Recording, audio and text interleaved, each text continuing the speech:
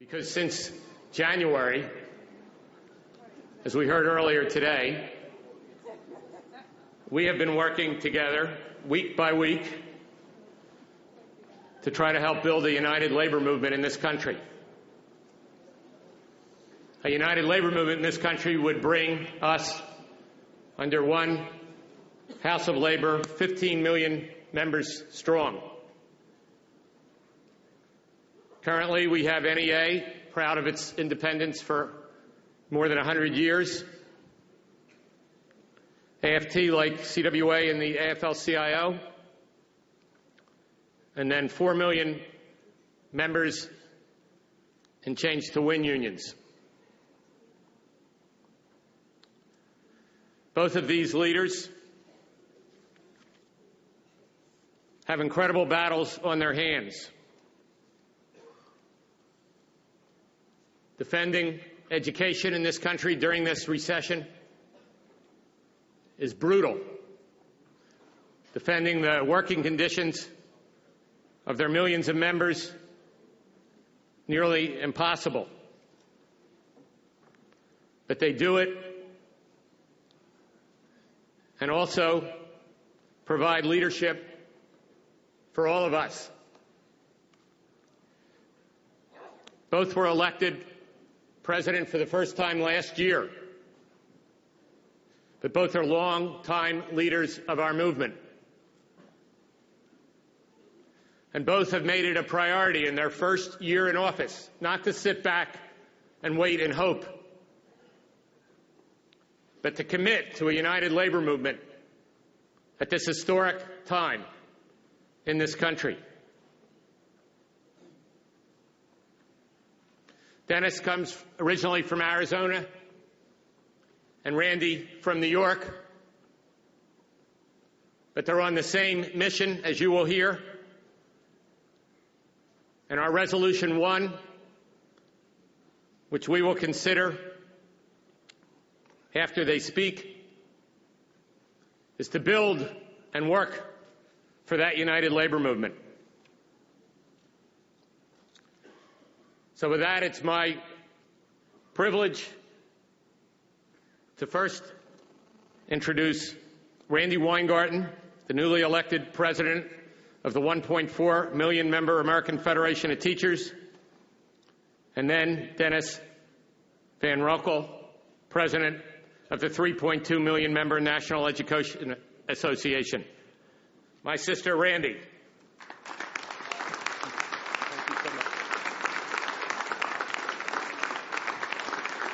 Thank you, Larry. Thank you, brothers and sisters. Thank you, Dennis.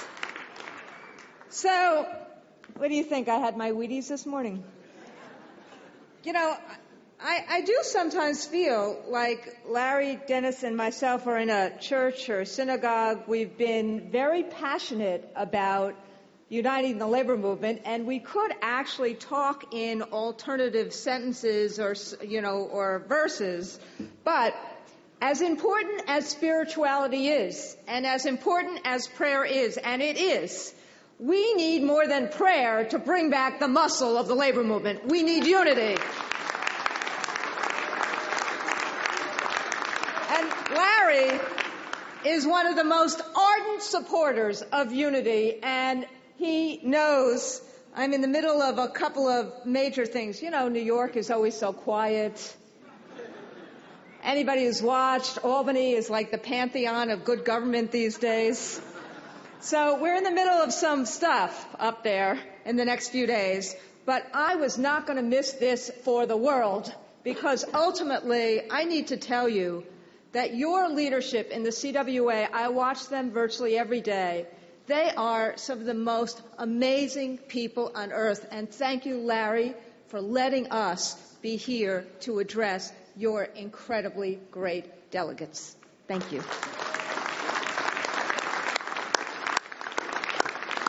Now, that same, I know he's like so calm. Is that the same Larry you know? Collected. Look, Larry has lent the larger labor movement the same brilliance and dedication that has made him such an effective leader of the communication workers. Your Stewart's Army has become a model throughout the labor movement for how to engage local leadership and rank and file members in the important work of our union and your union. And there's a lot of people, you have been the conscience of the work towards the Employee Free Choice Act. Your union has, but the real mover and shaker has been the one and only Larry Cohn. I think single-handedly, he has made sure that no one can forget the importance of the Employee Free Choice Act. He has made it, and I said this before, I'll say it again, almost single-handedly, with that relentless focus and force. He gets it, as you do, why we need an Employee Free Choice Act, why we need to level the playing field so that once and for all, the labor movement can be back to what we always wanted it to be. And in that same way, he has been one of the most ardent supporters of getting all of us together as a united labor movement. And ultimately, I think both Dennis and I are here today to speak with that one voice about how important it is to unite us. And speaking of unity, let me just talk about Dennis for a few minutes and about the National Education Association.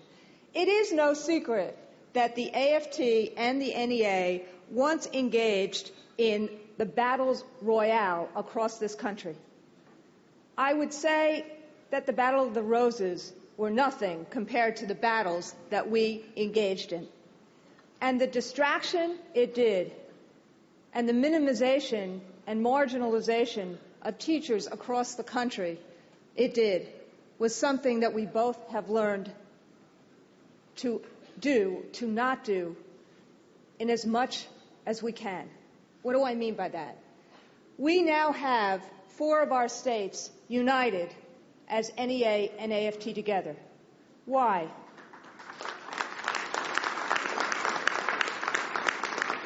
That's 600,000 of our members who are united as AFT and NEA affiliates.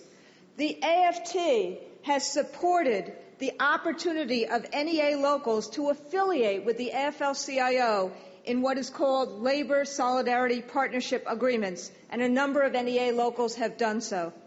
Why do we do this? Even though we're 2 labor unions working for teachers, we do this because we understand at our gut level that labor unity is really important. We understand that what a union is and is supposed to do. We understand that a union itself is about providing representation on a job, giving workers a voice, affirming the dignity of work, enabling workers to both earn a decent living and make a valuable contribution to their workplace. But we know that if we were all islands doing just that, we would not do the greater good.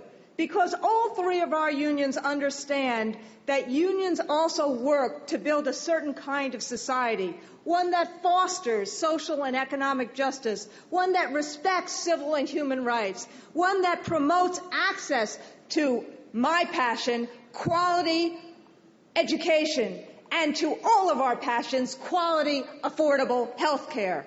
One that creates a healthy environment, and one that values a safe and secure retirement. Now, all of us, every single day, have tried to make tremendous progress towards these goals. And many times, in many eras, we have.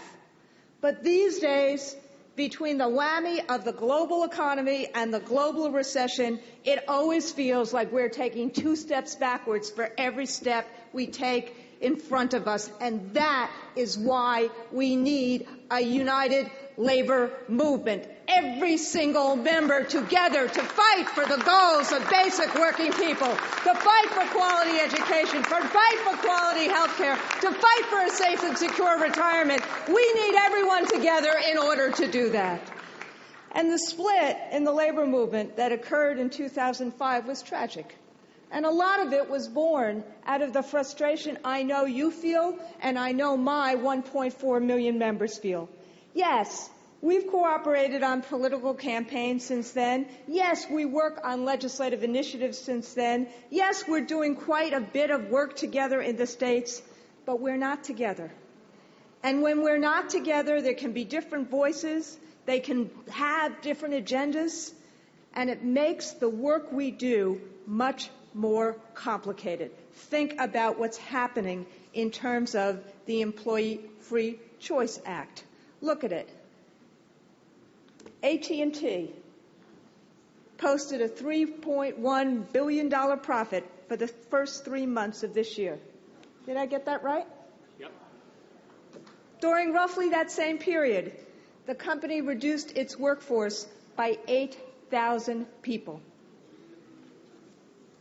And I've spent a lot of time talking to Larry when he's been in his sleepless nights in this horrible, rancorous, uphill battle that you all have been having in terms of AT&T.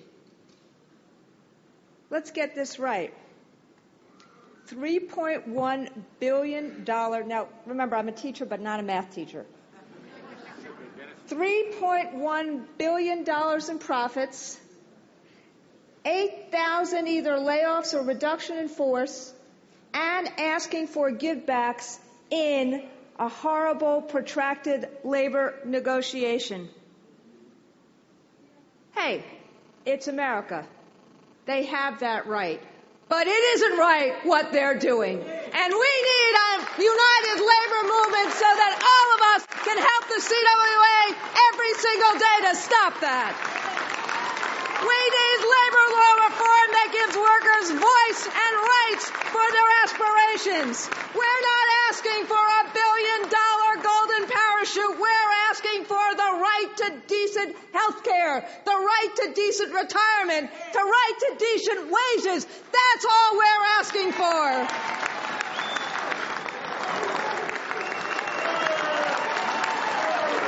That is the dignity we need, and that's why we need a united labor movement. And that's why we need EFCA.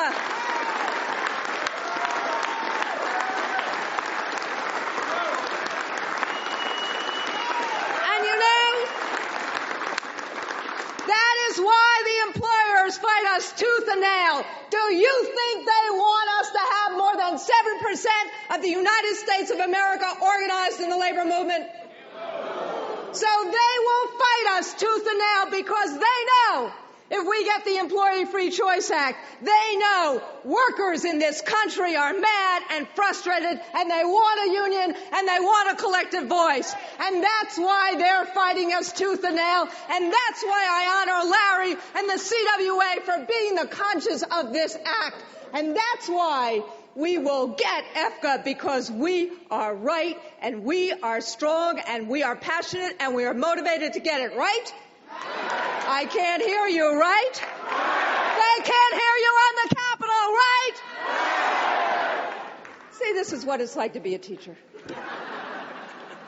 So look, my friends, just as public education is the great equalizer for our students, the labor movement is the great equalizer for working people. And as your convention theme suggests, the labor movement is central to rebuilding America's middle class and to providing economic mobility and security to all Americans.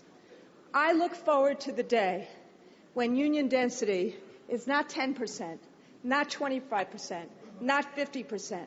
I look forward to the day when we as a labor movement are synonymous with the aspirations and the dreams and visions of the great people of the United States of America.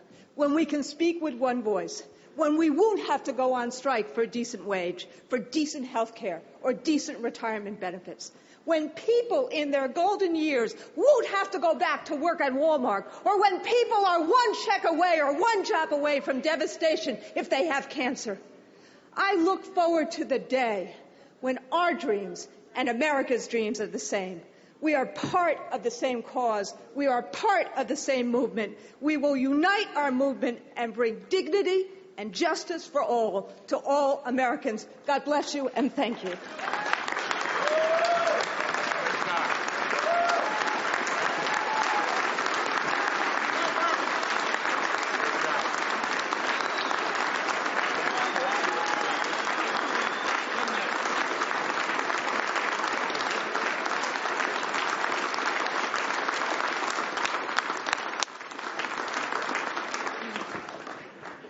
Thanks, Randy. And now we will hear from an amazing math teacher. And Dennis does know calculus if anybody wants any help. But as Randy said, and as I said earlier, it's what we can do together. These three unions and others committed to a united labor movement. And Dennis has made it already in his first year a major commitment to help us unite the American labor movement. Dennis. Thank you very much. I'm sure you're all sitting there wishing you could follow Randy. Now, I don't know if you know this, but we were sitting up here talking beforehand, and as usual, we think so much alike. We said, why don't we just switch speeches? So she gave mine, and I know how much you liked it. And I just hope you like hers as much.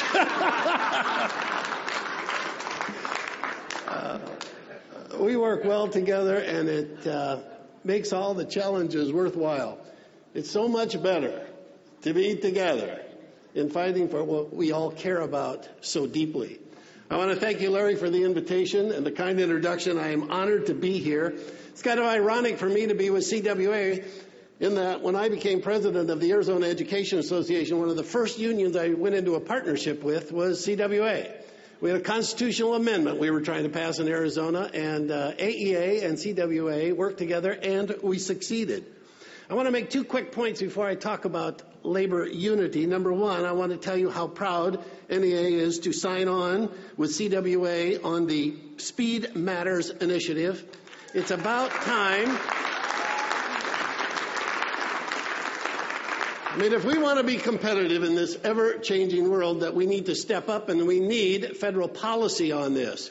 Just as in the 19th century, we could build canals and roads, and in the 20th century, we did interstate highways, telephone networks, and airports. Now is the time to build an internet system that leaves no American without it. And the second thing I would like to say, I need to also say what Randy said about Larry. I know of no person in those meetings who is more passionate or committed about the power and potential for America's working families than to find a way for the labor movement to come together, solid, unified in all of that we do. And you know, unity so matters. David Stockman was a budget director for Ronald Reagan many years ago. And at the time, they were cutting budgets right and left, and most of them were social programs. And someone said to David Stockman, "Don't you feel guilty about cutting all these programs?" David Stockman looked at him and simply said, "The unorganized can't play." The unorganized can't play. Now, there are two ways that you can be unorganized. One is not to have a union representing you. And in this country, we have way too many people who are without a union to represent them.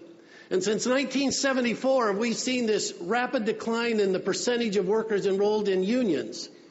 We have also seen what it should come as no surprise and no accident, that the whole economic growth in this country has shifted from the working families to the other side. The Economic Policy Institute said in 1965, CEO compensation was 24 times the average worker. 24 times the average worker's salary in 1965. By 2065, it was 262 times as high as the average worker. Now, if you subtract out weekends, what that means is that a CEO makes in one day what the average American worker makes in an entire year. It didn't happen by accident. It's because there were not unions there to represent those people. We need to change that. And what we need to do is to increase the number of people in unions. And if we do that, in order to do that, we need the Employee Free Choice Act. Absolutely, without a doubt, we need that. There are too many in Congress right now who are feeling a little weak-kneed. And I can't believe how much fun it would be to join you when all of you head to Congress for a little lobby day. What a great activity. And I hope you put on pressure galore. It is time for the Employee Free Choice Act right now.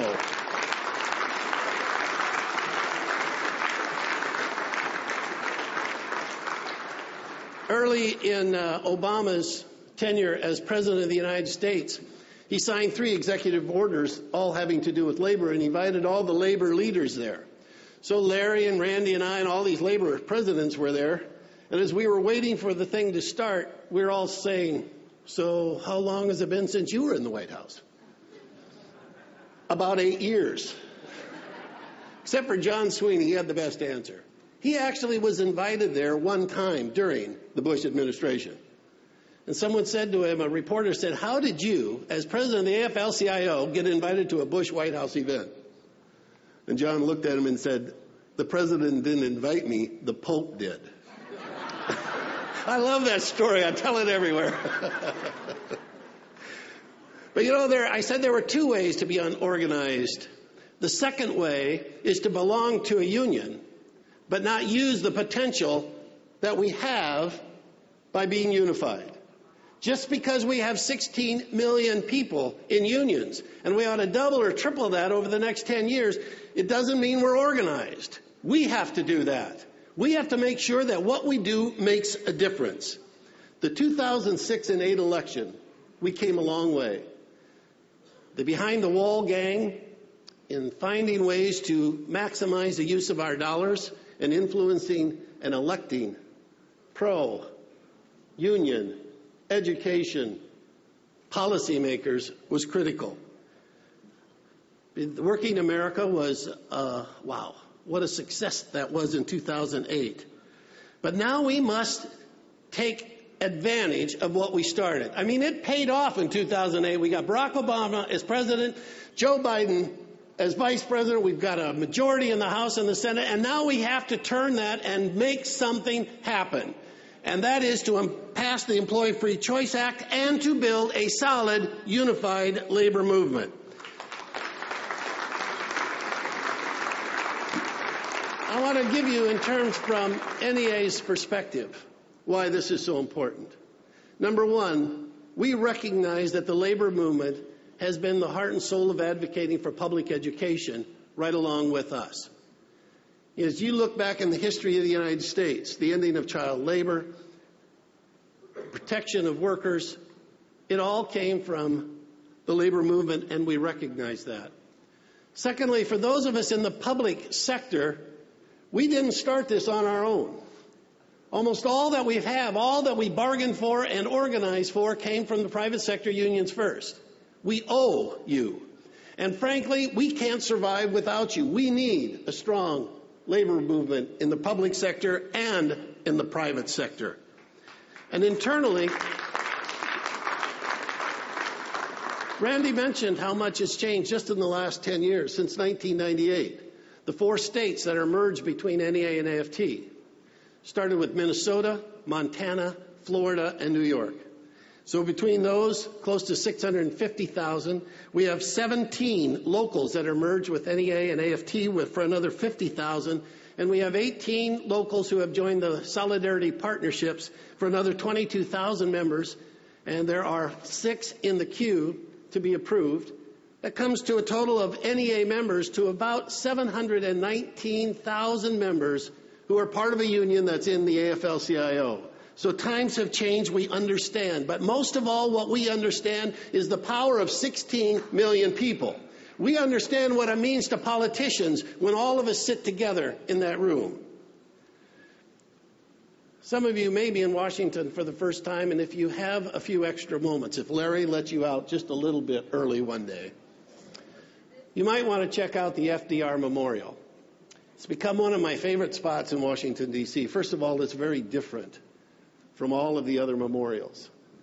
It's a real tribute to a time in our history. And the first time I ever went there, there are a lot of quotes carved into the stone. And I didn't have a pencil or a paper, but I saw one that so struck me. And since I didn't have a pencil, I took a picture of it so I could have it and write it down later. But if ever there was a quote that was given in a much different time that applies to what's going on right now in America, I would put forth this one. He was talking about America. And he said, the test of our progress is not whether we add more to the abundance of those who have much. It is whether we provide enough for those who have too little. Now, the answer to doing that is a unified labor movement. That's how we do that. There are too many working Americans who have too little health care, too little solid salaries and benefits, too little retirement security, too little of everything they ought to have and deserve. The union movement is part of that. And if you look at the last 8 years in our country's history, it was all about adding more to the abundance of those who have much. So for us, we need to move on. We need to unite, be a real voice at a table. We ought to be talking about real issues and making a difference for our members. You know, I think some days that one day I know I get to retire. I keep saying I'm closer to that than I've ever been before. Because when I started this, I had brown hair. So I envisioned myself sitting on a porch somewhere in my rocking chair, maybe a glass of bourbon. Maybe, probably, likely. But I dream of thinking back to the fall of 2008 and the years that followed. Because, see, they'll be talking about us, those of us in this room right now. People will be talking about what we chose to do with the opportunity that we had. You know, it's been a long, long time since the labor movement had this kind of potential, possibility, opportunity. It won't just happen. We can't sit back now and wait for it to happen. We have to do something. We have to make it happen. But I hope 20 years from now, when they talk about us, those of us who are active right now, I hope they never say we were timid and shy. I hope they say we had the audacity to dream big. Dream real big for America's working families. I hope they say we had the courage to act. And I hope they say we had the power to make it happen. Brothers and sisters in CWA, together we will make this happen. Thank you very much.